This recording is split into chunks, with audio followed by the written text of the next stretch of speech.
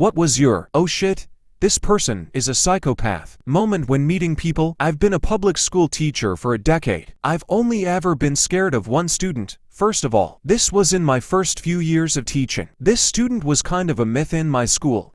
I taught at an alternative school for students who'd been expelled from every other school, but overall, my students were chill. They weren't good students, but if you met them at their level, things were usually fine. The exception, JT.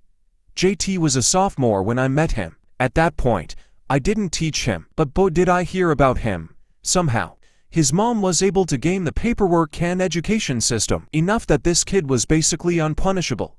Everything was technically covered. Under a litany of 500 for plans and IEP paperwork, this kid literally pushed an 8-month pregnant teacher down and was back 2 weeks later. He could literally punch a kid in the mouth and be back 2 days later. Because of this, he was just a massive problem. The first terrifying discovery.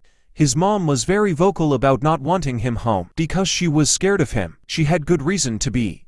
JT, as a small child, tried to murder his family by setting their house on fire. He duct taped his brother to the bed while he slept. The brother survived, but had horrific burns. But somehow, that didn't stop him from still supporting his almost murderous brother. JT was ruthless, but also about 5'4". His burned brother, about 6 foot, and much stronger physically. I finally had the pleasure of teaching JT in his senior year. He had about 10 credits, all gym-based, and was nowhere near graduating.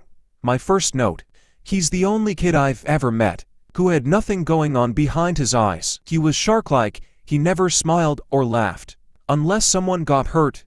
Cruel, just for the sake of cruelty. One day, JT wasn't there, which was odd. He had a great drug business going at school and only had to avoid one cop. The next day, we found out why. JT murdered a kid, shot him in the face, for $12 and a little bit of weed. His lawyer tried to argue it was technically his first offense. Since everything else happened when he was a minor, he got 25 to life.